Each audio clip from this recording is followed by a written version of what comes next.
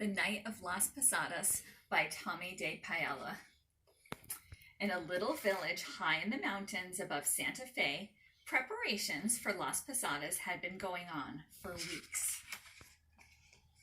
Sister Angie was so proud. Her niece Lupe and Lupe's new husband Roberto had been chosen to portray Maria and Jose, Mary and Joseph. Sister Angie had been in charge of Las Posadas for years and years. It was she who trained the singers who followed Maria and Jose as they made their way around the plaza in old Santa Fe and finally into the courtyard of the Palace of Governors, where an empty manger waited for the birth of the Holy Child. Now, Sister Angie said, speaking to the two men who would play the devils, here's a picture of what your faces are going to look like. She wanted to make sure they knew how to paint their faces red with black eyebrows and beards, and that their red satin costumes were just right, especially the red capes and head caps with pointy red horns. The devil would snarl and hiss as he tried to keep Maria and Jose from finding shelter. The plaza was so big that two devils were needed to rush from balcony to balcony without being seen by the crowd. Sister Angie always made the costumes for Maria and Jose herself. Blue and white for Maria, brown for Jose. Stand still, she told Roberto. Lupe, I hope he isn't as fidgety at home. Oh no, Tia Angie, he's just nervous about being Jose. Ah well, Sister Angie said, let's just go to the church and look at Maria and Jose. They will give you inspiration, Roberto.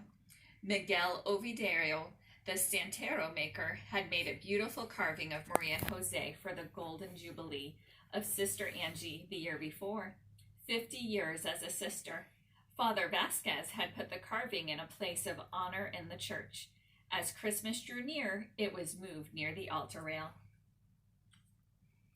They stood looking up at Maria and Jose on their way to Bethlehem. Just think of the carving and try to look like them, Sister Angie told them.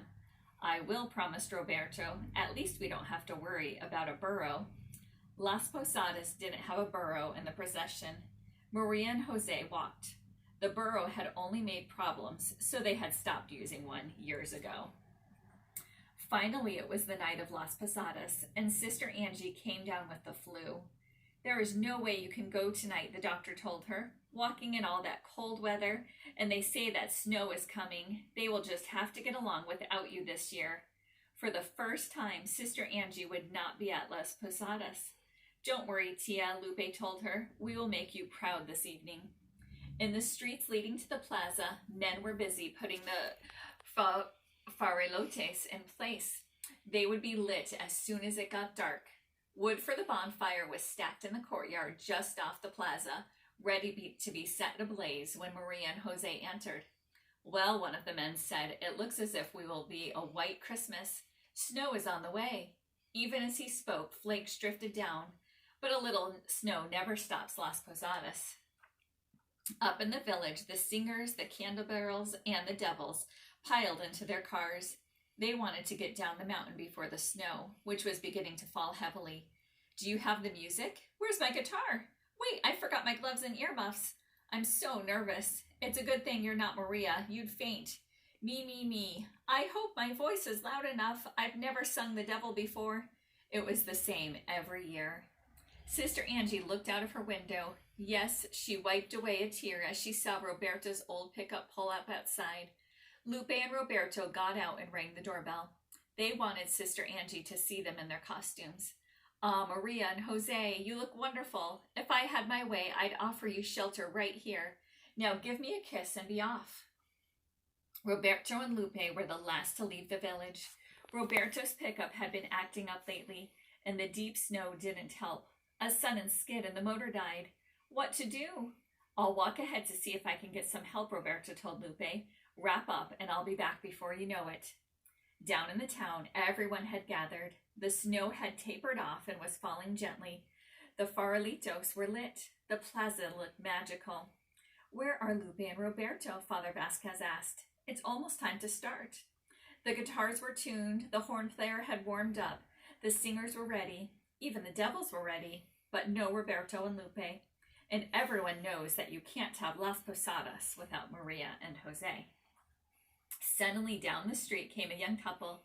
The man was leading a burro, carrying a young woman. "We are friends of Sister Angie," the man said. "Roberto and Lupe are stuck in the snow on the mountain road, so we have come to take their place. We know what to do, and we thought our burro could be in the procession too. My wife is going to have a baby, and it would be better for her to ride." "Let's go then," Father Vasquez said gratefully. The candle bearers led the way, followed by Maria and Jose. The musicians followed, and then came the singers. Out onto the plaza they went. Everyone knew their part, even the burro. They stopped at the first door. "Oh, let the holy couple in. Give them shelter. Let Maria rest so that the Holy Child can be born," they sang. Jose knocked with his staff. Maria looked down from the burro and smiled sweetly. But the devil appeared. "No, no, don't let them in," he sang out. "Look at them, how poor, how wretched. They have no money." The crowd booed and shouted. The procession moved on, knocking on one door after another. Sometimes the devil popped out at them, and the crowd booed even louder. And sometimes they knocked, and no one answered. It was one of the most beautiful Las Posadas ever held. Even the young woman playing Maria was about to be a mother, just like the mother of the Holy Child. Perfect. They reached the gates to the courtyard. Once more they sang, asking to be let in. This time, no devil. The gates opened wide. The bonfire blazed, and everyone rushed in. A little pushing and shoving, but that was all right. Everyone wanted to be near the manger. "Well, you certainly saved Las Posadas," Father Vasquez said, turning to thank the young couple who had taken Lupe and Roberto's place. But they were nowhere to be seen. Maybe they didn't know that they were to sit in the special place near the empty manger. "Father Vasquez, we are so sorry to be late." It was Lupe and Roberto calling out as they rushed into the courtyard. "Did we ruin everything?" "No, no," Father Vasquez said. "Sister Angie's friends were here. They led the procession, but now I can't find them. Go quickly and sit by the manger." "What friends?" Lupe whispered to Roberto. Sister Angie woke with a start. Las Posadas would be over. Everyone would be having their hot chocolate and cookies. The villagers would be back in an hour or two. I hope Lupe and Roberto did well, she thought. Sister Angie was feeling so much better. She looked out of the window. The snow had almost stopped. Drifts covered rooftops and the street below. "I'll just go over to the church and light a candle," she said to herself. She bundled up and put the key to the church in her pocket. Sister Angie crossed the street and stood in front of the church. Footprints in the snow on the steps led the way to the door. She didn't think too much of it. Maybe some turistas. They came at all hours expecting the church to be open. Inside, the church was dark except for the candle burning in front of the Blessed Sacrament. "I'll light a candle in front of the carving," she said. She took an unlit candle and struck a match. The candle flared up and settled into a steady glow. Sister Angie knelt down and placed her candle in front of the carving. "Oh, Maria, oh, Jose," she prayed, eyes closed. "My heart will always be open to you so that the Holy Child will have a place to be born." Sister Angie opened her eyes.